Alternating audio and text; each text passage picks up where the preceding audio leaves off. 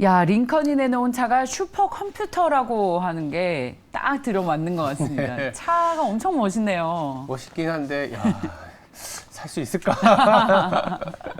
네, 어떤 뭐 이런 굉장히 시장에 주는 메시지가 있었던 그런 특파원들의 네. 이야기였는데, 오늘 시장 또 짚고 넘어가야 할 산들이 굉장히 많아 보입니다. 맞습니다. 예. 오늘은 환율 얘기가 조금 많을 것 같습니다. 첫 번째 포인트부터 보시면, 네.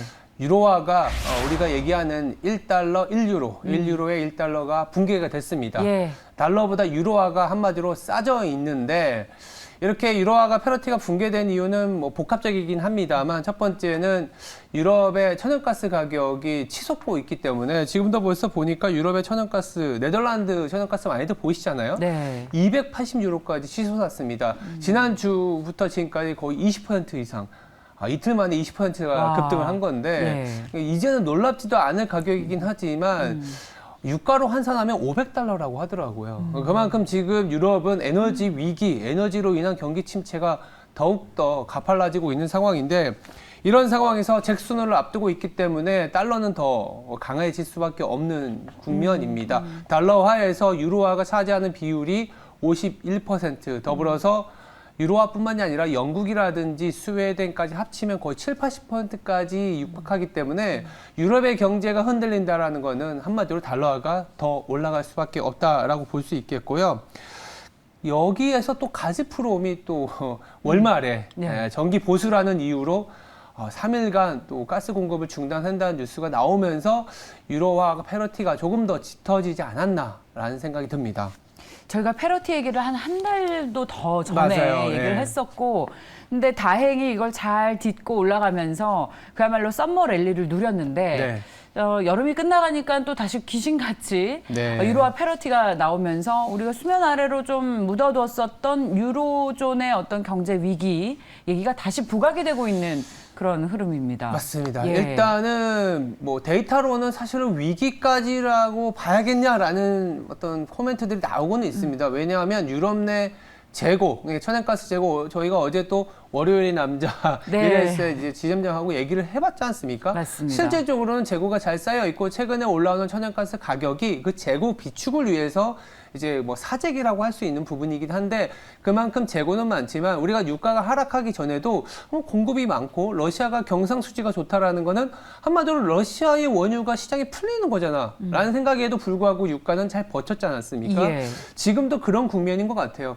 유럽의 경기가 수요가 안 좋고 이제는 조금은 재고가 많이 쌓여 있는 상황인데도 천연가스 가격이 치솟고 있다는 거는 일단은 정치적, 지정학적 리스크가 조금 더 많이 반영이 되는 것 같다. 다만 9, 10월에 들어서 뭐 독일 기준으로 이제는 천연가스 비축량이 80에서 90% 넘어갔다 그러면 조금은 안정을 찾을 수 있는데 지금은 약간 투자자들의 심리가 조금 지정학적 리스크에 더 반응을 하는 거 아니냐 이런 생각이 듭니다. 자, 저희가 여름 동안 가장 중요한 변수로 유가의 안정 그리고 실제로 그게 안정이 됐었고 그래서 좀 시장을 참여하는 우리가 안심하고 하반 경직성 확보했다라고 봤었는데 유가의 새로운 변수들이 계속해서 나오고 있는 만큼 앞으로 좀 더 예의주시하면서 봐야 할 것 같습니다. 이런 상황에서 유로화가 페러티가 붕괴됐다는 얘기를 들었잖아요. 지금 두 번째 포인트에서는 위안화가 또 약세를 보이고 있다는 점입니다. 표면적으로는 중국이 경기가 최근에 굉장히 부진했습니다. 아시는 것처럼 코로나 국면이 가장 늦게까지도 유지가 되고 있는 상황이고 더불어서 이제 중국의 부동산 경기가 거의 뭐 급락, 뭐 침체 이런 얘기까지 나오는 상황이다 보니까 파산하고 그러니까요. 원래는 중국의 인민은행이 20일에 정기 금리 변경일이었는데 굳이 어제 약간 깜짝 금리 인하는 예상은 돼 있었지만 5년물 기준으로는 원래는 10bp 그러니까 0.1% 내리는 게 중론이었거든요. 그런데 그거보다 더 큰 15bp를 내리면서 그러니까 경기 부양적인 스탠스를 내줬다라는 그런 반응보다는 정말 중국이 얼마나 안 좋으면이라는 시각이 지금 당장은 강한 것 같습니다.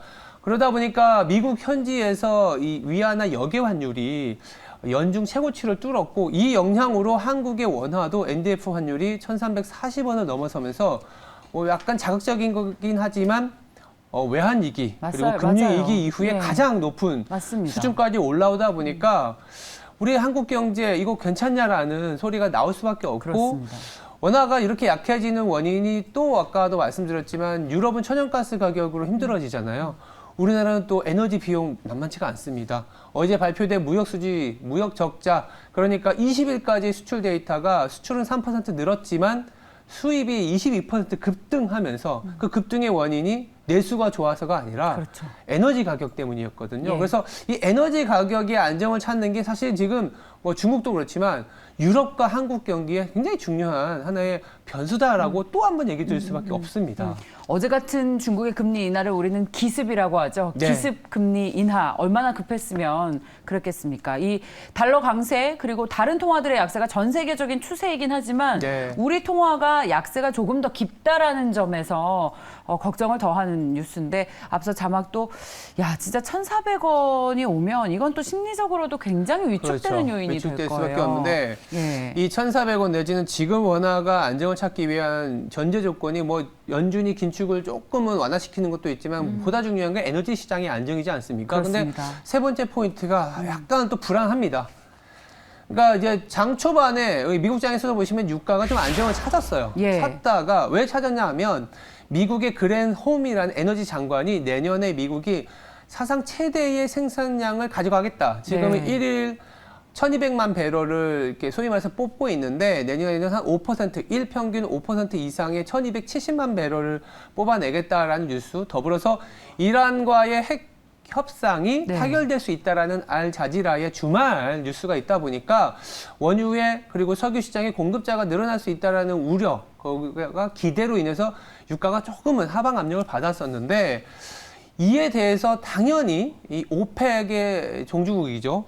사우디 에너지 장관이 그렇다면 우리는 감산을 할게라는 뉴스가 나왔습니다. 그러면서 유가가 다시 한번 바닥을 잡고 올라가는 모습인데 당장 오피셜, 즉 공식적인 의견은 아닙니다만 오펙의 종주국인 사우디, 거기다가 사우디 장관이 이유는 시장 안정을 위해라는 얘기를 하더라고요. 근데 무슨 시장 안정이겠습니까?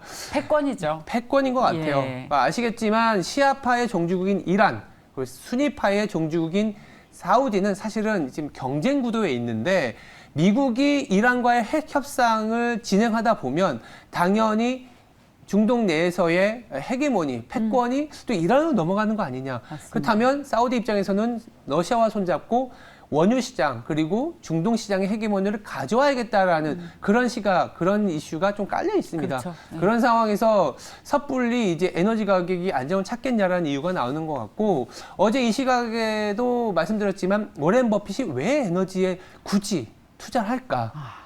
신재생으로 넘어가는 그 시간은 굉장히 멀고 당장 화석 연료의 비중은 높은 상황에서 그래도 현금 흐름이 나오는 쪽은 에너지주다라는 걸 또 한 번 느낄 수밖에 없는 워렌 버핏의 또 해안이지 않겠냐. 아, 그렇게 또 아이디어가 연결이 되네요. 그러네요. 아, 미국이 너네가 석유를 늘려? 그럼 우리는 줄일 거야. 자, 에너지 시장에서 내가 패권을 가져가겠다라고 하는 미국과 중동의 싸움이 계속 이렇게 석유 가격의 상승으로 이어지면 관련 주식에 투자를 하자라는 아이디어. 네. 어제 저희 마지막에서 신광선 매니저도 네. 이 GS나 SOL과 같은 국제유가 관련 주식은 꼭 하나씩은 들고 가자라는 아이디어를 냈었거든요. 그러니까 에너지 테마, 에너지 테마. 에너지 화석 연료도 되지만 이 신재생과 관련된 테마는 어쩔 수 없이 그리고 계속되는 리스크를 소위 말해 해지를 한다고 하지 네, 않습니까? 네. 하기 위해서는 반드시 포트폴리오에는 좀 담아가야 되는 그런 뉴스들이 어제도 그렇고 뭐 한 달 내내 그리고 앞으로도 이어지지 않겠냐는 생각이 드는 하루였습니다. 네, 오늘 명확한 메시지를 줬던 그런 네. 브리핑이었습니다. 자, 지금까지 앵커 브리핑이었습니다.